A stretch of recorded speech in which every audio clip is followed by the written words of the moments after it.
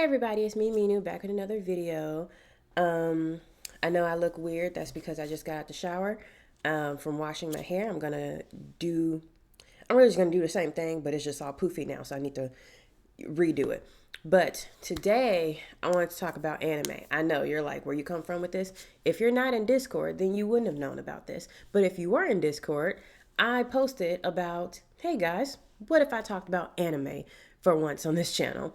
And the reason that I'm doing this is because I kind of been having this kind of, I wouldn't say it's an identity crisis, but for the channel specifically, like kind of this crisis because I made the channel to be able to talk about whatever I want to talk about and explore like all the different facets of my identity.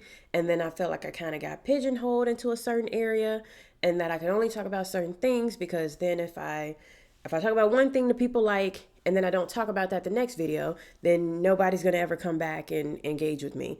So it kind of felt like that whole thing of like, if I really open up and be myself, then they're not going to like me anymore. And I don't want to be like that. I want to think like that. And there's a bird outside my window. That's cute. But, I've talked about all types of parts of my identity in terms of like being an atheist, being asexual, being autistic, like all of this stuff that I'm like discovering about myself, friendship, job stuff, all of that stuff, hair, my hair journey. If you've been here long enough, you've seen where I went from looking pretty bald to having like full on beautifully textured afros. And so this is all a part of me. Sadie. As I was saying before, my cats are really interrupting me. Another part of me is like the different things that I like. Like I like horror movies, I like anime. I don't like a lot of anime. And I think that that is a distinction that I feel like I need to make because I feel like there's a lot of people who they consume a ridiculous amount of anime in their spare time. And I do not because I have a lot of other things that I like. I like video games, I like horror movies and shows. Like I can't consume as much anime as the next person or these anime channels out here. I just can't do it. Please don't expect that of me. But there are anime that I do genuinely enjoy. And one of the ones that I want to talk about is Attack on Titan. Now, Attack on Titan has just, I think recently their dubbed version of their final for real this time final episode has aired. So now everybody who doesn't watch sub and all of that stuff, they've seen the ending now. And so now there's like a resurgence and people are talking about it more, which is good because I want people to talk about it. And I want to talk about it with people. But I don't have a lot of people who talk about it. Like I have friends who are into horror stuff, but they're not into anime. Or they're into anime, but they're not into my type of anime. So I don't get to talk about this with anybody. So I want to talk about it with you.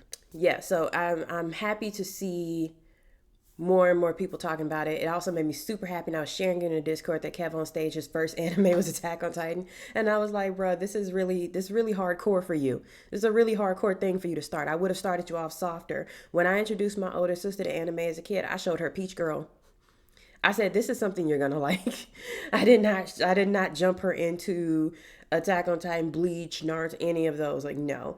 So obviously this is going to be multiple parts. As like, yeah, I know, and I said in my last video, I'm trying to make shorter videos that are more easy to digest. I don't want y'all choking on Attack on Titan lore. So for this video, and if these videos just kind of cut and I don't do my outro every video, that's because I'm shooting all at once. First thing I want to talk about in this video is just giving you kind of an overview of what the show is and why I like the show compared to all the other anime that I've seen and why I think it's like my favorite anime of all time. And then I'll go into the ending and then I'll discuss some of the theories that have come out because when I tell you this was a special interest, before I even knew I was autistic as a kid, I was like, I gotta stop watching this show because I'm gonna wreck my life trying to be obsessed with this show. Like I could not, it had me in a chokehold. I had to let it go for several years. And then randomly all the stuff about the final parts of season 4 was coming out and it just all came back. And then I was like calling out of work. I was like, I gotta binge this. So it is very much something that I really love, and I've watched all the theories and the videos and learned about all the science and the world building and the history and what Isayama's was trying to do with the show and like all of that stuff. So I want to talk about all of that with you. But first I'm going to part my hair properly before I start twisting it again, and then I'm going to start into my anime background. Okay, my part actually isn't that bad, but Yeah. So my I really watched a lot of anime more as a kid. Um, and by kid, I mean, elementary, middle school, high school. I was always watching all kinds of stuff I had no business watching. But yeah, I was on Toonami, I was on Adult Swim, I was watching Inuyasha, Trigun, Naruto. Zach Bell comes to mind, ironically. I thought that that was interesting that when I was thinking about anime and I watched it, he came up and I was like, I kind of had forgotten about that show. But Bleach, I watched a lot of Bleach. I stayed up with that. I watched Code Geass. So I really was like a heavy hitter um, in terms of anime as a kid. And now, why wouldn't I? I had all the time in the world. I didn't have bills. I didn't have a job. Well, as I was in high school, I kind of did have a job, but I didn't have bills. I didn't have a job. I would have whole summers where I just didn't have to do anything. And because I didn't have no friends, I had nowhere to go. So I was watching anime. I was watching anime and I was watching Japanese horror movies. That was what I was doing. So I had, and maybe it's the autism and maybe it's the just my brain, but really good at identifying patterns. And one of the things that I identified from the jump was that I was watching a particular type of show all over and over and over again. I did not know it was called shonen at the time, but I knew that I was watching the same show over and over and over again. And it was the same plot, just with different characters and different skins. And you've probably seen those things where it's like, oh, this guy is just Kakashi. This guy is just Sasuke. This guy is just Naruto. And it's literally like that's what I was seeing all the time because it was the same story every time. It'd be a 12-year-old boy, because Shonen was for 12-year-olds. It'd be a 12-year-old boy, sometimes 12, sometimes like 14. Um, and then he would either be an ordinary guy with some friends and all that, or he'd be a goofy guy who's kind of stupid and people don't like him that much. They never have a girlfriend at the start of the show. They always have to achieve that. They always have to get the girl in these shows. They never have a girlfriend at the start of the show. And again, I'm talking about shonen. Inuyasha doesn't count. Inuyasha to me screams like some kind of fantasy shoujo things. It was definitely made for girls. I'm not talking about that. I'm talking about all the other ones. So they never have a girlfriend at the start of the show. They kind of have to achieve having a girlfriend. And then it's like this whole thing is like, oh, they don't really know. Or even the main character doesn't know that secretly they're the strongest person in the universe. And they're going to save the universe and save everybody and gain everybody's respect. And by the end of the show, everybody loves them. And their whole life has been turned around because of their magical secret powers that they didn't know about and then they acquired. And they all pretty much go like that. And so I got to the point where it became very predictable. By the time I was in high school, I was kind of looking into more sophisticated storylines. And yes, I did also notice how they did girls in these shows. It was very annoying because I was looking at them like, these are supposed to be 12-year-olds. Why do they look 25? But then I realized, okay, this is what appeals to 12-year-old boys. They want to see big boobs. So I picked up on those patterns pretty easily, which is what led me to watching more things called seinen, which is like geared towards like older teens or adults. That was more like horror and some things I would say that you wouldn't get as a kid, like Mushishi.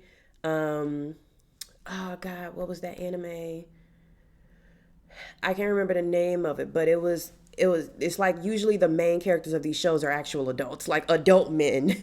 And there's all these weird, crazy things happening in the world. I got really into Ito Junji. I got really into I forget the name of the other guy, but there's a lot of actual horror manga artists out there that have some really, really good like storylines.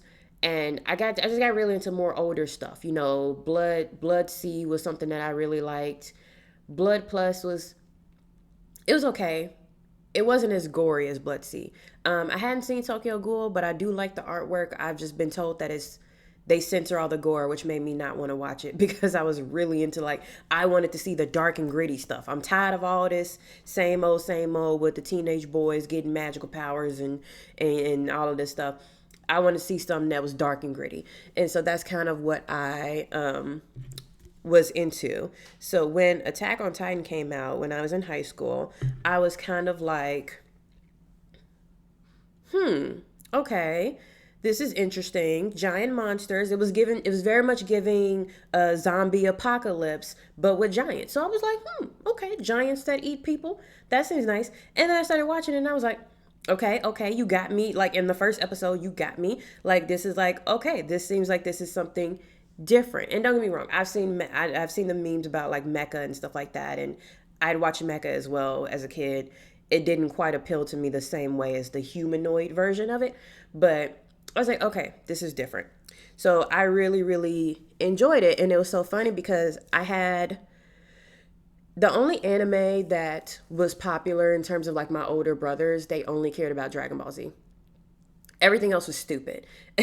So when I would try to connect with them and tell them like the stuff I was watching, if it wasn't Dragon Ball Z or even Naruto, sometimes it'd be Naruto, they was not trying to hear me. They was dragging me like, yeah, okay, you know, because you're a girl and you get a lot of that, right? You're a girl, so you only like this, and all of that. And it was very annoying. They don't respect you.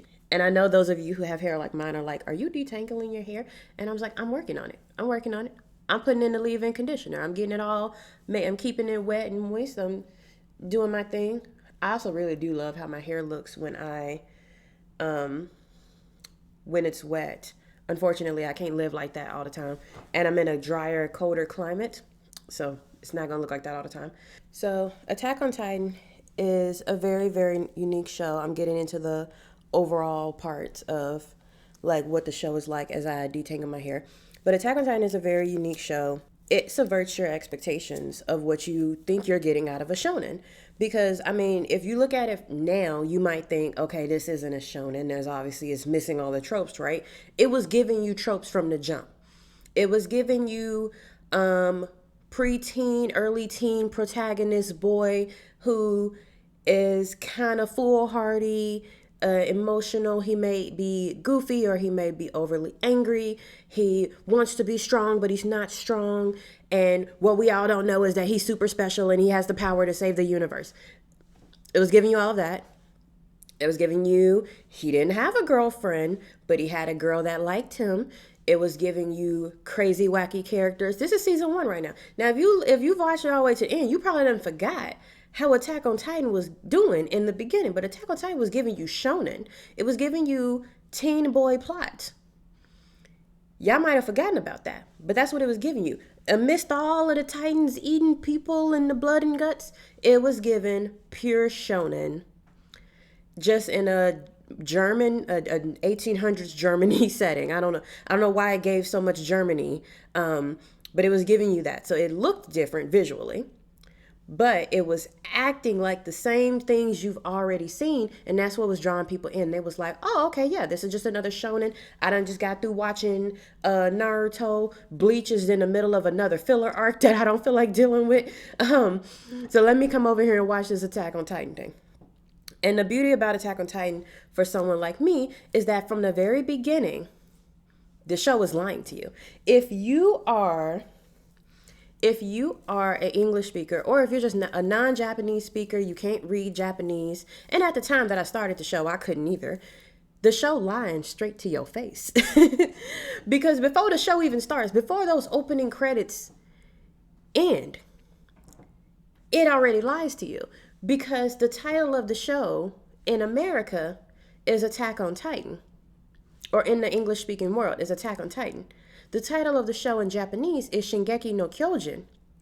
No does not mean on. It's like a possessive word. So it really meant Attack Titan. If you knew that from the beginning, you would have had different thoughts going into the show. Because Attack on Titan makes you think that it's about attacking the Titans that are attacking us, defending the world against the Titans. It makes you think that. But that's not what it is. Attack Titan refers to Eren, the main character, who is the Attack Titan. He may not be at the beginning of the episode, but I think by the end of the episode or episode 2, this nigga is the Attack Titan. And the show is about him.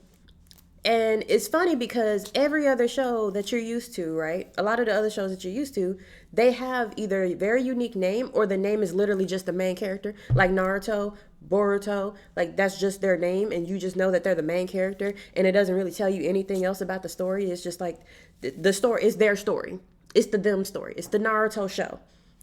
But in this was very much the Eren show. But you didn't know that at first if you were an English speaker. If you were an English speaker, you were thinking that this was the how do we fight and save ourselves against Titan show. So it was very interesting the way it lied to you from the jump. But then from the very beginning of the show, the very beginning of the first episode, it's giving you a lot of this ain't the show you think it is. Like, this show is a lot darker than you think it is. Telling you from the first few seconds of the show, they're giving you all these flash forwards of what's gonna happen in the episode. And it tells you that to your face, knowing that you're not gonna catch it. Like, nobody comes into episode 1 thinking they gotta go frame by frame to catch everything that's going on. But from the very beginning, the animators are like, nah, you're gonna do this. You're gonna go frame by frame. You're gonna get intrigued. You're gonna know that we're doing something that is cerebral, that's psychological, that's higher minded. You can't just watch this in the background while you're doing something else. You have to pay attention. And the show gives you that from the very beginning. It tells you that this is the type of show that you're going to have to really pay attention to, because we're not going to let you breathe. We're not going to give you the time between episodes to calm down from stuff. We're going to hit you in the face episode 1. And then episode 2, we're going to hit you in the face again. And every episode is a punch in the face. It's really a show for people who like to be punished. And I, wanting something different, wanting something new, that's exactly what I needed. But it just wasn't, people loved it. Don't get me wrong. They loved it enough that it kept going. But it wasn't giving you the traditional stuff that people were looking for, which is why my older brothers made fun of me, because it's like, oh, you want to watch the show with the naked dudes? Okay, yeah, sure. Go ahead, Minu.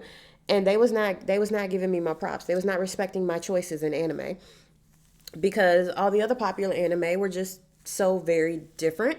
I would like to say, though, the Bleach is his own thing, but a lot of stuff was trying to do the Naruto, One Piece, Dragon Ball formula with the main characters, and that's fine. That's what makes money.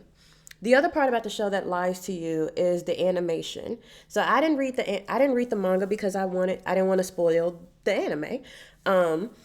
But then now it's like, now I don't want to go back because I've seen how it could be animated, and I don't want to look at the manga and then remember how it could have looked better, how it looked better in the anime. I don't know. It's a struggle for me. But the fact that it was animated by Wit Studio and not MAPPA, I know that a lot of people say like, oh, this is what the difference is when it's like animated by MAPPA and Wit Studio, and people say MAPPA did a better job because it really captured how dark the show actually was. That wasn't the point. The show wasn't supposed to be dark. The show was supposed to lie to you. And Wit did a really good job of helping it lie to you because of all those super brightly lit scenes. Like, you feel like you're watching, you don't even feel like you're watching an animation. You feel like you're watching, like, these people are actors in a studio by the way the camera movements and the camera angles were going. But the brightness of the show contributes to the lie of, this is like, oh, it's a picture perfect world. We're all living in harmony and peace. We've all been united by our hatred of the Titans and all of that stuff. Like, it gives you that from the beginning, and you need that in order to see just how much you lose when shit hits the fan. If they started from the very first episode, everything was all dark and gritty, and the characters had these like super defined dark lines on their face, and it looked sad, you would have known from episode 1, from the beginning of the episode, that this is going to be a sad anime. And you shouldn't know that. You shouldn't know that. You should see how things change. You should really feel that difference that the characters in the show feel when their life goes from this ideological, peaceful type of existence to, the stuff that happened with Mikasa and her parents, to the stuff that happens when the Titans breach the wall. That contrast was so good. And I don't think it would have been as good if I knew from the beginning that the show was going to be more dark and gritty and melancholic. You know what I'm saying? I need to separate this a little bit more so I can get to my roots. But anyway, you wouldn't have gotten that if it was dark and gritty from the beginning. You would have been like, oh, I know this is going to be a super dark show. And you don't want to know it's going to be a dark show. You want to feel that loss and that devastation, and that, like, the way your whole world suddenly turns upside down that the characters are feeling. So I really like that. I didn't want the show to be like dark and foreboding from the very beginning. I feel like that would have ruined some of the twists and turns and surprises. Um, but yeah, the other part of that I liked about the show overall was going back to the part where it doesn't let you breathe. It doesn't. It subverts all your expectations. You think this is gonna be a big reveal? They gonna make it a small big reveal. You think this fight is gonna go this way? It's gonna go that way. I really loved throughout the show how much the main character got his ass kicked. And I'm going to talk in the next video about my feelings about the ending and my feelings about Aaron as a character and all of that stuff. But I love that it subverted that. Because don't get me wrong, it's not like in shonen characters don't lose fights. They lose fights. But I think that everything from the art style to the music, making you feel like, oh my God, like it's this is about to be the penultimate moment. This is about to be this triumphant moment for our main characters. They're gonna, the power of friendship is gonna win. He's gonna scream. Is this Dragon Ball? Is this Naruto? Like he's gonna scream and now he's gonna be more powerful and all of that stuff. Like you really come in expecting Aaron to get angry and turn into Levi. You know what I mean? Like you expect something like that to happen because that's what happens in other shonen. The character has some kind of loss, they have some kind of setback, and then all of a sudden, now they're even stronger because they need to protect their friends, and the power of friendship makes them able to defeat the bad guys. But that is not what happened. He comes in charging full speed and he gets his ass ate. I know that don't sound right, but he does get ate. In the first part of the season. And I think that that's so amazing. I think that the way the Titans, somehow the Titans are these big jumbling creatures that somehow still manage to sneak up on people. And I thought that that was really, really hilarious. The way the Titans were. I understand some people thought that the Titans, they didn't like the way the Titans look. It was given very uncanny valley, and I appreciated that because it made them scarier. But I think it also made them scarier. Again, giving credit to Wit Studios because the Titans were in broad daylight. They did not sneak up in the middle of the night and start snatching people out their homes. They showed up in the middle of the day and had a whole day of nonsense that they did when they terrorized these people. And I thought that that was great. Because it's subverting your expectations. This is not a dark, gritty show. It is a dark show, psychologically, theme-wise, but you're gonna see this carnage in broad daylight. And I like that. It's similar to why I really love Train to Busan and not Peninsula, because in Train to Busan, all of this stuff is happening in the middle of the day in broad daylight. And so not only do the animators have to work harder to actually animate and draw people appropriately, but they have to draw the carnage and the blood and the gore appropriately as well, or else it don't look right. Now, there was some stuff in the beginning where I saw they did the whole little off-screen stuff that happened, and that's fine. But there was still very much, you saw people get eaten. And I like that.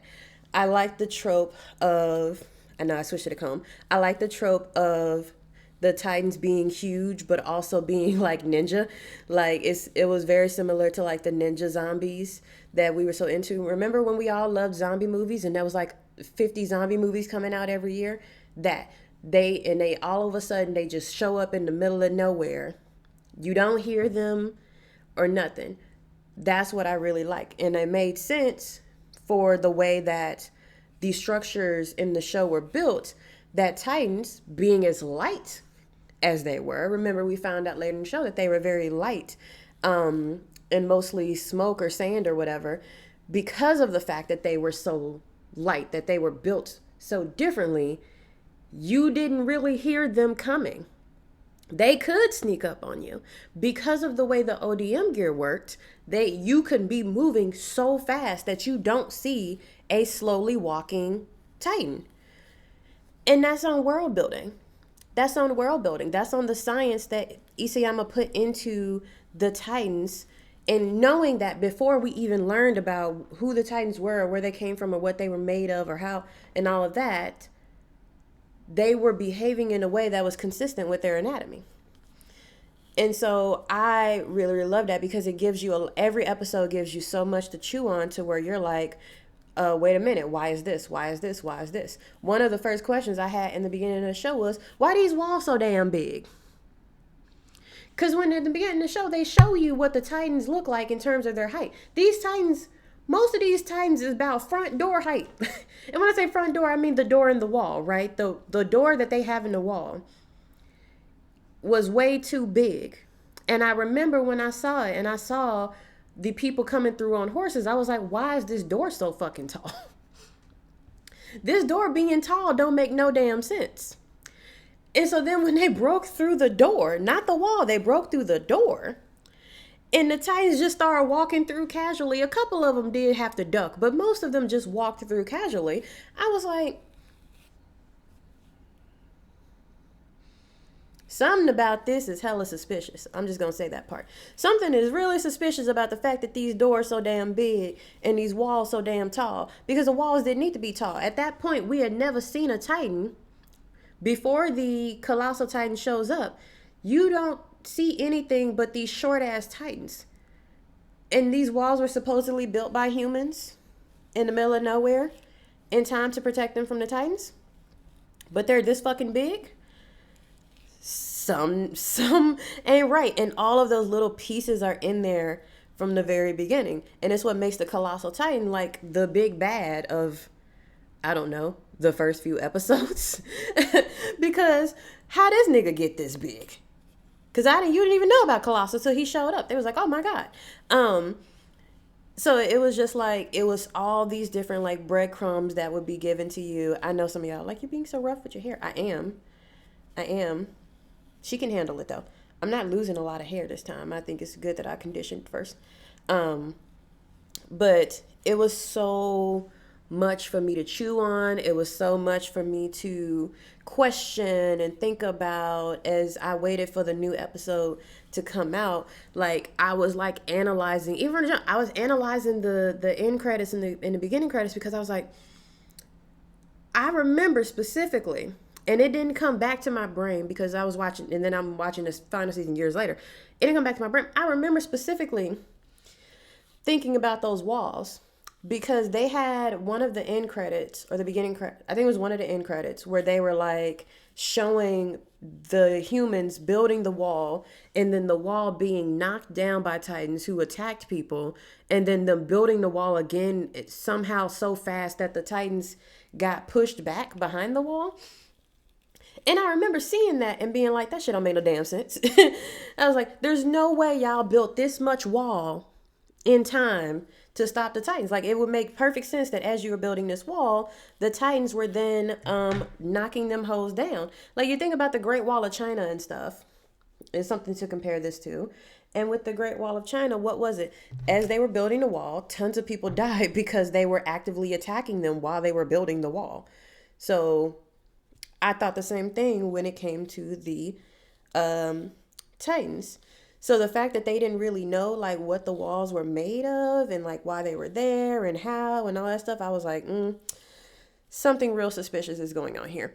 In every episode, I would say throughout the first season, it was giving you all of these plants and also too, all of these time skips too. That was another thing that got me was they was doing time skips real quickly. But all of these time skips was happening real quickly, but they're constantly giving you these things for you to chew on, these questions for you to ask, these things for you to feel like, okay, this is obviously something more sinister going on. I need to tune in. I need to find out what's going on. It's not predictable. There was so many stuff. Once I got to a certain point, by the time you get to Naruto Shippuden, you kind of really know what's going to happen. There's going to be some news every time, right? It's like, oh, these juices are forbidden. Oh, look, Naruto can do the forbidden jutsu. Oh, these guys are the baddest of the bad. They're super tough. Oh, look, Kakashi kills them. And, but I felt like the first part of Naruto did try really hard to like build up that tension and show like how serious things were. But I just couldn't take nobody seriously by Shippuden. By Shippuden, I was like, it's the same story. We already know Naruto's the most powerful of everybody. So if he can't beat you now, he's just gonna go get a power up. And a lot of the shonen were like that. He can't beat you, he's gonna go get a power up. He can't beat you, he's gonna get a power up. But what I liked about Attack on Titan, and there's good use of time skips, because sometimes they use time skips and fucking nothing happens. The good use of time skips in Attack on Titan was that when you had the time skip, it was to show that people were fucking training. They were training to be soldiers. They was getting their ass beat. They were going through formations. These niggas was in school. They were in school learning about the Titans and everything they knew about the Titans and trying to like unravel the mystery. These niggas was working. They was actively working during the time skip. They weren't just sitting on their ass and then they pop up and now Eren is a super Titan and he can kick everybody's ass. No, they made sure to show you like these was real people that they had to train to get good at what they do. They had to develop new gear. They had to develop new weapons. You know what I mean? They had to develop better Titan fighting techniques now that they're actually dealing with Titans and not fighting dummies. Like, it was all really, really done well in a way that made me want to keep watching and see like how are they gonna deal with this, you know? How are they gonna overcome this new threat? And there was always a new threat. If it wasn't the regular Titans, it was the Colossal Titan. If it wasn't the Colossal Titan, it was the Armor Titan. If it wasn't the Armor Titan, it was the female Titan. And it just kept going and going and going and going and going. And so, but all of it was like, all of it was like unwrapping an onion. Like you pull back a layer and there's another layer. You get your question answered and now there's another question. And they never let you breathe. They never gave you, and I mean, don't get me wrong, there are some like OVAs and stuff, but even the OVAs are important to the story. I feel like there was very rarely a time when they gave me filler nonsense. Everything they gave me where they were like, during the time skip, this happened. Everything they gave you was important to the story. Everything about Ilsa's notebook, Ymir and Historia's relationship, Eren and Historia's relationship, Eren saving Mikasa from the kidnappers. Everything had a point. Eren's dad in this fucking basement and the key to the basement. Everything had a point. The size of the walls, the size of the doors in the walls. Everything had a point. The wall religion that you would have originally just wrote off as like some crazy people because they live inside a wall and they gone crazy had a point. Everything was useful and meant something. And I felt like, too, there was very few plot holes in the story as well. I'll say the big plot hole of the story was really more so the fact that the Colossal Titan could disappear and not even leave behind like his skeleton or anything. I thought that part was kind of weird.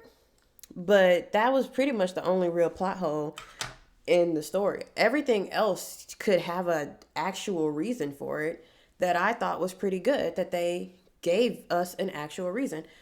But yeah, those are my overall feelings about the show. Obviously, I'm going to get into more of my overall feelings as I dive into like more specifics. I have a whole list of stuff.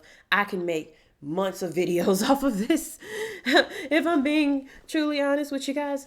Because I love Attack on Titan so much, I really want to just take the time to give it its flowers. Now that everybody's seen it, including the sub and the dub people and the manga readers, y'all all seen it. You all know how it ends. I don't have to worry about spoiling anything anymore. Unless you're one of those people who's just like, I haven't watched it yet. That's on you. That's not what this is for. I'm going to make more videos as I continue taking down my hair.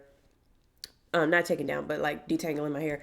But overall, I would say as somebody who's really good at predicting how movies are going to go, predicting how shows are going to go, predicting anime, it made me really, really happy to watch a show that I could not predict what would happen next. Even when they were giving you tons of breadcrumbs that were alluding to new ideas and new truths and answering questions and all of that stuff, even when they gave you that, it still was like, I still don't know what the fuck is happening, you know? And that was good. That's what I like. That's what I like about shows, is when they're trying to do something different, when they're not trying to just give you what you've already had. I know a lot of people, they don't want to eat new foods. I get it. I also am scared of change sometimes, but I really appreciated having a show that was like, I'm gonna give you something different. You gonna think that it's the same food. It's wrapped in the same wrapper. It may look the same as what you ate before, but when you bite into it, you're gonna realize there's a lot of extra seasoning in this food. I done seasoned it in a way that you ain't never seasoned before. And I like that. And I'm not afraid of coming into a show that it looks like it's completely different from anything I've ever seen and trying to watch it and understand what's going on if it's done well. If it's done well. I don't want no you pulled a twist out of your butt. I don't want a whole bunch of plot holes because you wanted to make something make sense because it would look cool or it would be a cool plot point. So you just threw out a whole plot line or storyline to make this thing happen. I don't want that. I want something coherent and cohesive that I can follow and genuinely be interested in. And Attack on Titan really gave me that. But I'm going to end here. I know that this is a lot longer video. I'll try to make the other videos shorter and make them about specific pieces of things that I want to talk about. But I just really wanted to give this first overview to kind of introduce you to what I'm talking about and what I'm feeling and where I'm coming from. Because I just gotta give it its flowers, man. It was such a great show. It's such a great show. And I know it's not for everybody, particularly when it comes to like the gore and stuff like that. But I feel like where the show is gone, a lot of people are coming to appreciate it in a way that they did not back in 2013. So thank you guys so much for listening. As I always say, take care of yourself because you deserve it. Drink your water, take your naps, eat your food, and take care of yourself because no one can do it for you. Love you guys. We'll see you in the next video. Bye.